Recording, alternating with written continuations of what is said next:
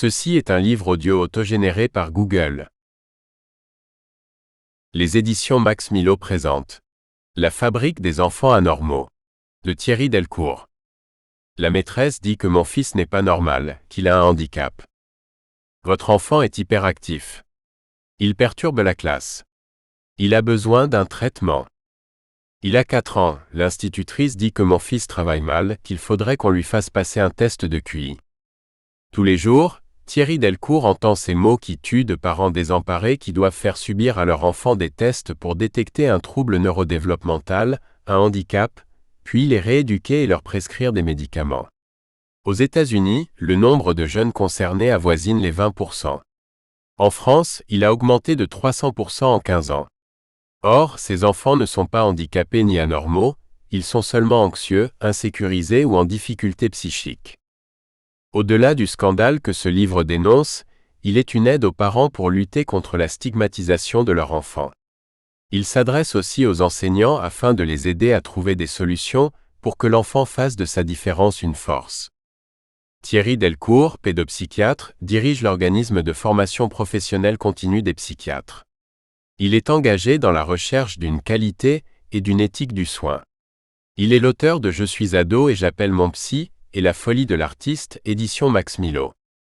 Des notes sont disponibles sur les éditions papier et électroniques du livre. Enfant en difficulté et handicap. L'enfant est un feu à allumer, pas un vase à remplir.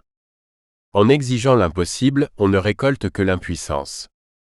L'Organisation mondiale de la santé, OMS, alerte sur l'augmentation importante de l'usage des psychotropes chez les enfants et les adolescents depuis les années 2000. L'OMS relie cette augmentation à celle des troubles psychiques des enfants et adolescents. Cette déduction plus que discutable ne correspond pas au constat des pédopsychiatres. En fait, il ne s'agit pas de troubles psychiques, mais de la facilité avec laquelle un diagnostic est posé de façon excessive, avec des conséquences désastreuses pour les enfants, dont la prescription injustifiée et dangereuse de traitements médicamenteux. Aux États-Unis, les diagnostics abusifs de TDAH, troubles du déficit de l'attention avec ou sans hyperactivité, et les traitements par le méthylphénidate, un dérivé d'amphétamine, ont explosé à un taux avoisinant les 20% dans certains États comme le Kentucky. Pire, il est hors de question que l'enfant entre à l'école s'il n'a pas pris son traitement. Le problème va bien au-delà du TDAH et de l'utilisation abusive, même détournée à des fins de toxicomanie, du méthylphénidate. De nouveaux diagnostics sont apparus, dont la bipolarité, un trouble fourre-tout jusqu'alors utilisé uniquement pour l'adulte, le trouble oppositionnel avec provocation, TOP, qui conduisent à prescrire à des enfants un peu instables et turbulents, des médicaments psychotropes dont les effets secondaires sont redoutables, notamment les antidépresseurs, les antipsychotiques et les thymorégulateurs. La France a la fâcheuse tendance à s'assujettir au mode d'outre-Atlantique dans tous les domaines, y compris en médecine, et malheureusement en psychiatrie, alors que la France et l'Europe ont été pionnières dans la qualité des diagnostics et des traitements pour les patients atteints de troubles psychiques. Cette tendance à copier les USA s'est accélérée et aggravée dans le cadre de l'expansion mondiale de l'industrie pharmaceutique et son impact sur les révisions successives du DSM, jusqu'à sa dernière mouture le DSM-5, qui fait désormais office de Bible en matière de psychiatrie pour le ministère de la Santé, la Haute Autorité de Santé, HAS, les associations et de nombreux praticiens. Cette dérive atteint de plein fouet les pays d'Europe et la France n'est pas épargnée. Cela concerne tous les enfants en âge scolaire et ce, depuis l'école maternelle. Les abus de diagnostic et de prescription connaissent une progression exponentielle. On le constate à travers les données statistiques, mais surtout par les témoignages de parents, d'enseignants et de médecins qui réagissent à cette vague de médicalisation des enfants en difficulté.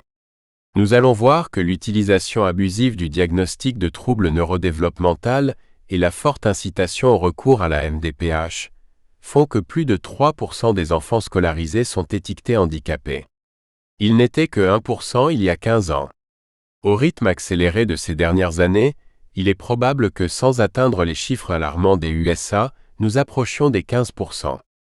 La mise en place accélérée par le gouvernement d'un dispositif d'intervention pour orienter les enfants en difficulté, supposé présenter des troubles neurodéveloppementaux, ne peut qu'accroître cette dérive.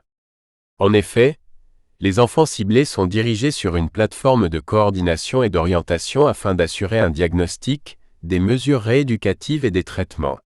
On pourrait s'en réjouir en pensant que ces enfants vont bénéficier d'aides spécialisées, mais de quel ordre? Et pour y avoir droit, ils doivent accepter une étiquette de handicap dont on sait les effets pervers qui ont tendance à se retourner contre l'enfant plutôt que de l'aider. Qui n'a pas enfant connu de difficultés dans sa vie familiale, scolaire et sociale? Les enfants doivent franchir des épreuves, parfois un parcours du combattant, pour réussir leur socialisation et leurs apprentissages scolaires. Si certains y parviennent aisément, d'autres rencontrent des obstacles. Ça coince un peu, beaucoup. En tout cas suffisamment pour que les parents soient interpellés plus ou moins aimablement et maladroitement. On leur fait comprendre que leur progéniture a un problème, qu'elle pose problème à la classe. Les termes techniques utilisés inquiètent l'enfant et ses parents. Certains mots résonnent longtemps à leurs oreilles: anormal, handicap inadapté, rééducation, traitement. À l'instant où sont prononcés ces mots, on passe d'un projet d'épanouissement de l'enfant à sa mise au ban.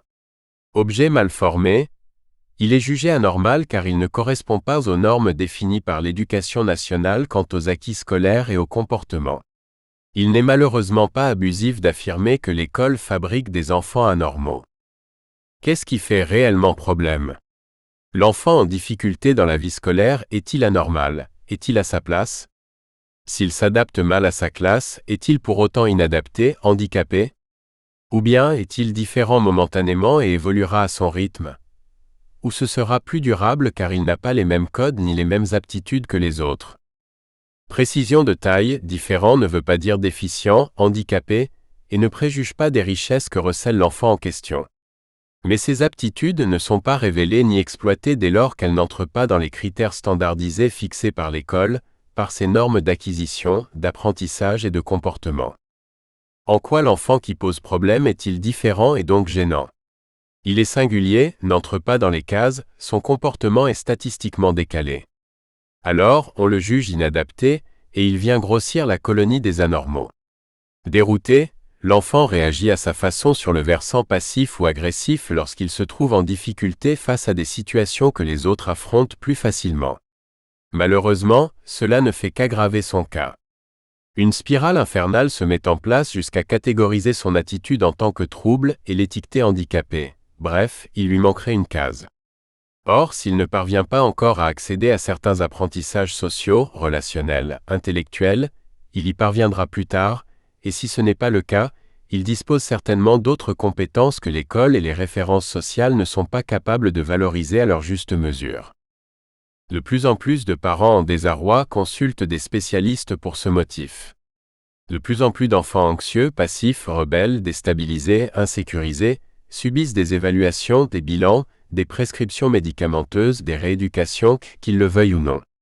De plus en plus d'enseignants n'en peuvent plus d'avoir à se plier aux protocoles standardisés et au contrôle renforcé de l'éducation nationale, d'avoir à subir l'inclusion d'enfants en grande difficulté dans leur classe, ce qui leur est imposé sans accorder de réduction d'effectifs, ni de moyens matériels et pédagogiques supplémentaires, ni de formation spécialisée pour proposer un enseignement adapté.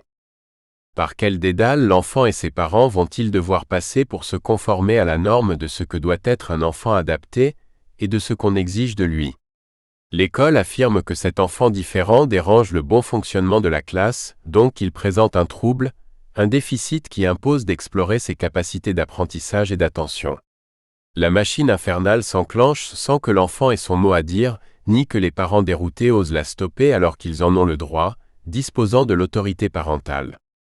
Ils n'ont pas à être sous tutelle de l'éducation nationale. L'enseignement est obligatoire, les parents doivent le respecter, mais l'école doit aussi respecter la singularité de l'enfant. Depuis quelques années, un effort politique a été entrepris en faveur des personnes handicapées. Il permet d'aider une petite fraction d'enfants en âge scolaire qui présentent des pathologies importantes, autisme sévère, infirmité motrice cérébrale. Il n'est pas question de critiquer les progrès permis par la loi du 11 février 2005 pour l'égalité des droits et des chances, la participation et la citoyenneté de ces enfants handicapés. La simplification relative des démarches de reconnaissance du handicap grâce à la Maison départementale des personnes handicapées, MDPH, la prestation compensatoire des conséquences du handicap, l'accessibilité des lieux qui accueillent du public, le droit pour les enfants handicapés à une scolarisation en milieu ordinaire avec un projet personnalisé de scolarisation. La justice sociale de cette loi ne fait pas de doute. Il n'est pas question de la mettre en cause, mais d'analyser en quoi son application peut être source de dérive si on l'applique pour des difficultés qui ne relèvent pas de son champ, source de désillusion quand le compte n'y est pas avec un manque de moyens mis à disposition des enfants, des parents, des enseignants. Ce manque devient criant car le champ du handicap s'élargit au point d'absorber des enfants présentant des difficultés personnelles, familiales et scolaires qui ne relèvent pas d'une pathologie. Ce champ est si élargi et les catégories de troubles tellement simplifiées qu'on y fait entrer un nombre exponentiellement croissant d'enfants. 4 fois plus d'enfants dits handicapés sont inclus dans l'école. Or, on constate dans le même temps une augmentation des enfants placés en instituts spécialisés. Cela signifie que l'inclusion n'est que la résultante d'une fabrique du handicap, à partir de ce que l'école juge anormal. Il ne s'agit pas d'exclure ces enfants, mais à condition qu'ils soient traités. Au-delà de ce scandale qu'il dénonce, ce livre est aussi un outil pour se repérer par rapport à la diversité des différences que présentent les enfants, pour être capable de les identifier, de les comprendre sans les nier ni les dramatiser. Cet outil doit permettre aux parents de ne pas se laisser impressionner par un système scolaire rigide, de lutter contre toute stigmatisation de leur enfant, de ne pas se laisser embarquer aveuglément dans une procédure de handicap, de prescription médicamenteuse et de rééducation multiple.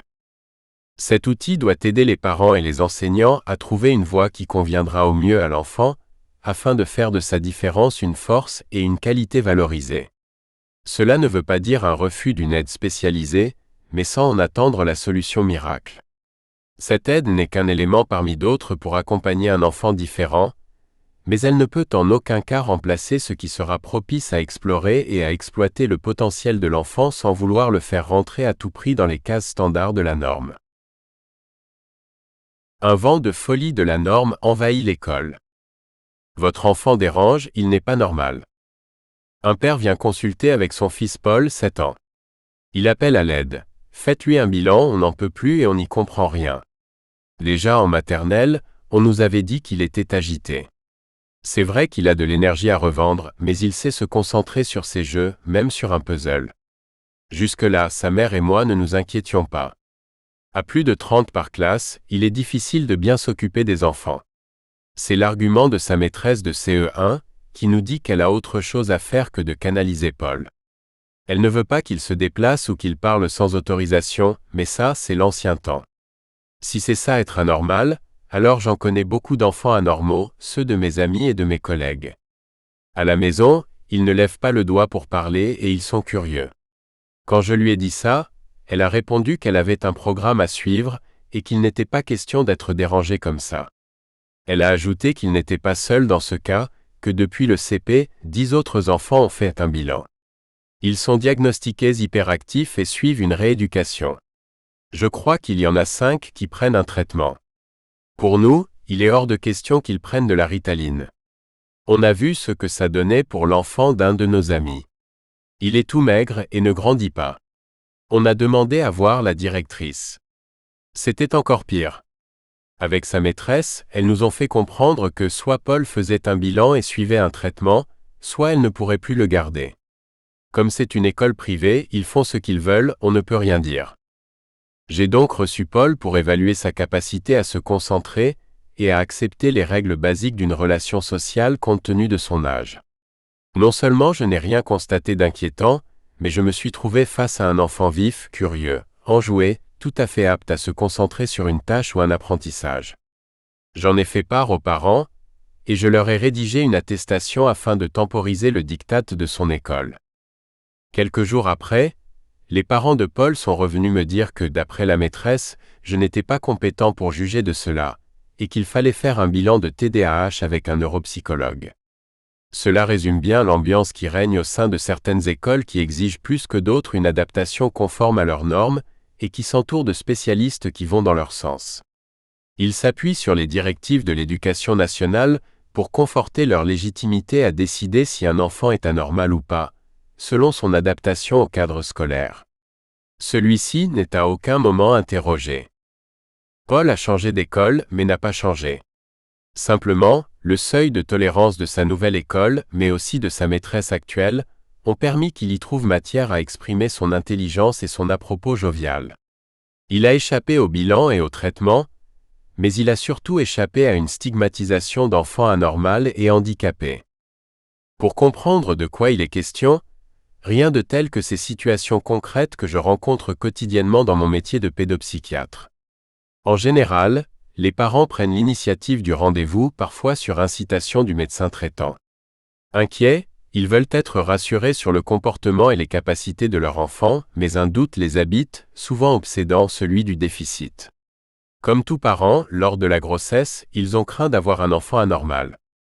Rassurés à la naissance quand le pédiatre a pu constater que tout allait bien, il suffit juste d'une réflexion critique de la part d'une personne faisant autorité pour tout remettre en cause. La situation peut se présenter dès l'entrée dans la vie sociale, à la crèche et à l'école maternelle.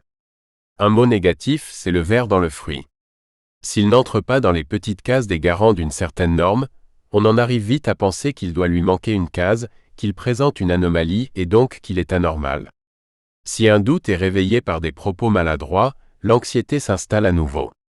Alors tout est prétexte à interpréter les comportements de l'enfant, au point d'influer négativement sur ceux-ci et d'altérer la qualité de la relation entre lui et ses parents, entre lui et les autres enfants, entre lui et l'enseignant.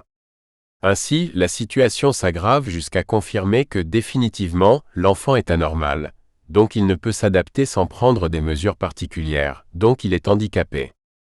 Si les parents de Paul se sont montrés conciliants en acceptant une évaluation de leur fils, leur culture et leur libre arbitre développé leur a permis de faire front contre la désignation d'anormalité décrétée a priori par l'école. Manifestement, ils n'étaient pas les seuls à subir cette stigmatisation. 10 élèves sur 30, c'est nettement au-dessus de la moyenne nationale qui, si l'on s'en tient aux chiffres officiels, se situe autour de 5% d'enfants repérés TDAH, rééduqués et ou traités, ce qui est déjà énorme. Sans atteindre les 30% de la classe de Paul, ce qui interroge sur le fonctionnement de ce groupe scolaire, 5% sont une fourchette basse.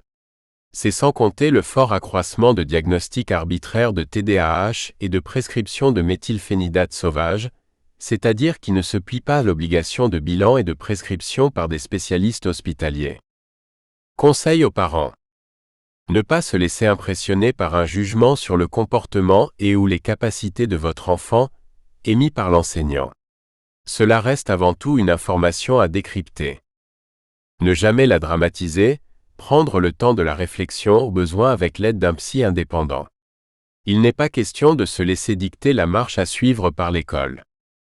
Dites, il lui manque une case ou il n'entre pas dans vos cases? Arrive Jules, petit garçon de 4 ans, bien entouré par ses parents qui ont demandé une consultation en urgence. Intimidé, il se replie dans les bras de sa mère et cache son visage. Celle-ci émue explique le motif de leur venue. Il est triste, on ne le reconnaît plus. Depuis la rentrée en moyenne section, il s'est replié, lui si enjoué d'habitude. Sa maîtresse nous a convoqués. Elle dit qu'il travaille mal et que ce n'est pas normal. Elle s'inquiète de son comportement et pense qu'il faut lui faire passer un bilan. Elle dit que sa scolarité sera difficile. L'an dernier, il allait à l'école en riant, sa maîtresse était super. Celle-ci est un peu sévère mais pas plus que ça. On ne comprend pas. Le père tente de se rassurer, dit qu'elle exagère, qu'il est encore petit, qu'il a bien le temps. J'acquiesce et précise qu'à son âge on s'éveille en bougeant et on découvre en jouant. De plus, il y a des variations de comportement et de capacité à recevoir les premiers apprentissages en fonction de la nature et de la maturité de l'enfant. Il se peut donc que leur garçon prenne un peu plus de temps que d'autres mais qu'il se rassure, rien n'est fixé à son âge. Je sais qu'il ne suffit pas de relativiser, ni de démonter les propos incongrus de la maîtresse dogmatique et maladroite, qui pensait certainement bien faire. Il faudra réparer la brèche qui s'est ouverte dans la confiance des parents en eux-mêmes et en leur enfant. Si on ne veut pas que cette brèche devienne une faille, une crevasse dans la construction sociale de leur garçon, je dois les aider à identifier et à comprendre pourquoi ils mettent un peu plus de temps que les autres à accepter un cadre nouveau pour lui et des contacts qu'il n'a pas voulu. Premier-né, il a été choyé et n'a que peu côtoyé des enfants de son âge. L'an dernier, sa maîtresse s'est montrée maternelle et attentive.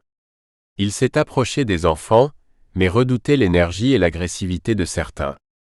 Cette année, le dépaysement est un choc pour lui.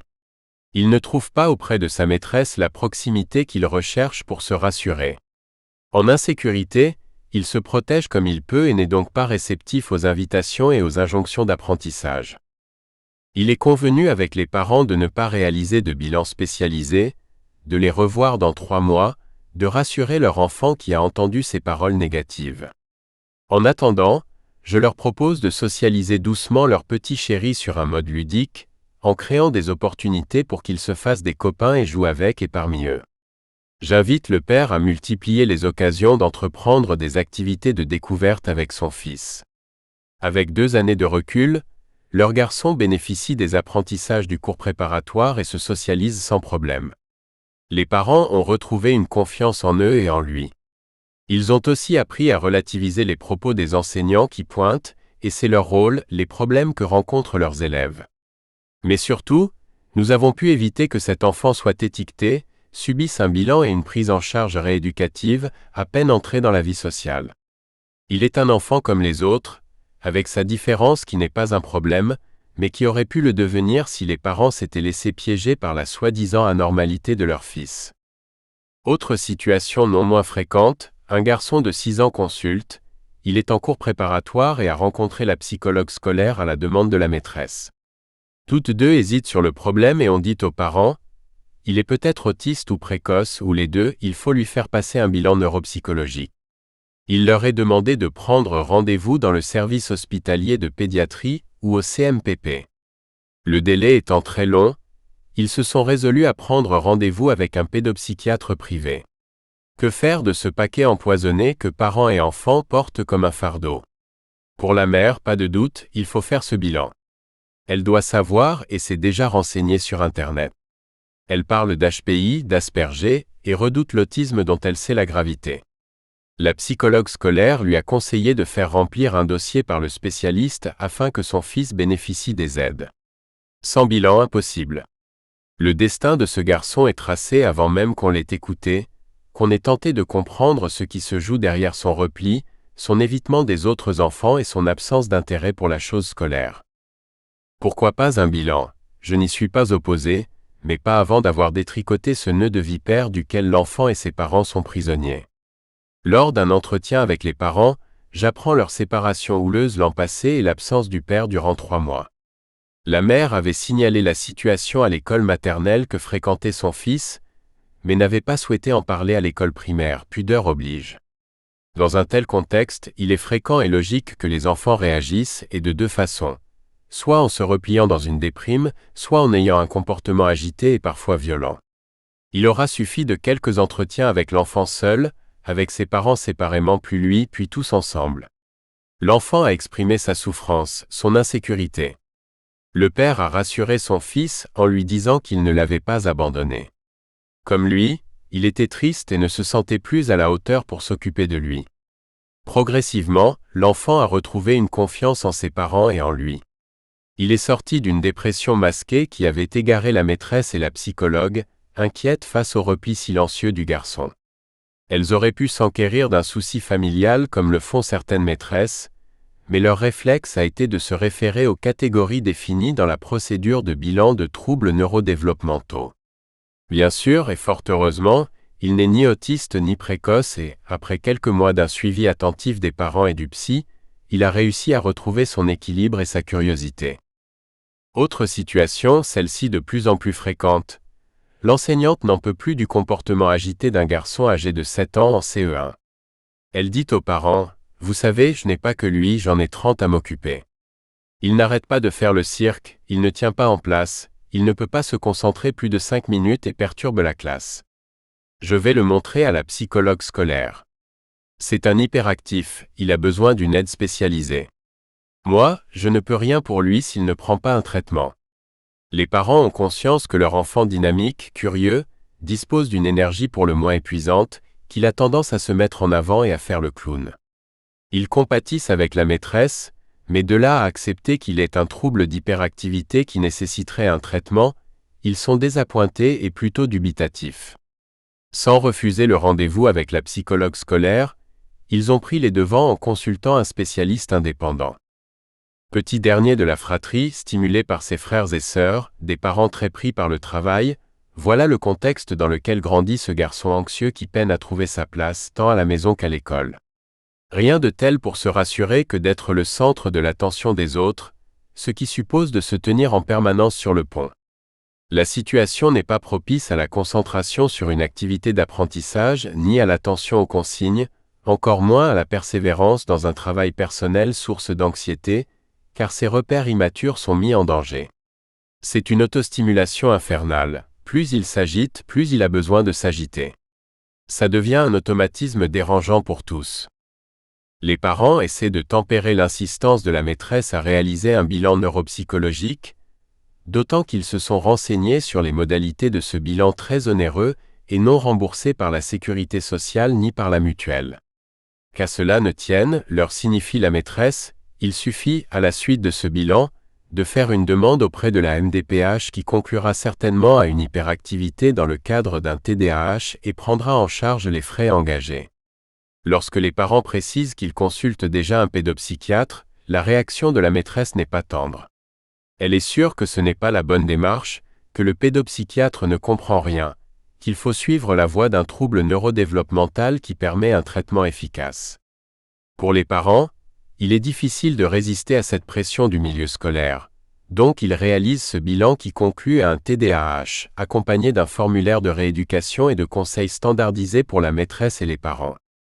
Ensuite, un rendez-vous est pris avec un neuropédiatre qui prescrit du méthylphénidate, Ritaline marque déposée, en précisant que ce traitement devra être administré probablement jusqu'à l'adolescence. Face aux effets secondaires du médicament et au malaise des parents d'avoir à l'imposer à leur enfant, ils reviennent me consulter après quelques mois. Tout en poursuivant le traitement, une psychothérapie est engagée qui permettra à cet enfant de se stabiliser, de trouver sa place parmi les autres, d'alimenter sa curiosité dans une activité extrascolaire épanouissante et d'apaiser son anxiété. Le méthylphénidate a été réduit, puis arrêté, ce qui n'est pas le cas pour nombre d'enfants qui doivent s'y plier durant plusieurs années.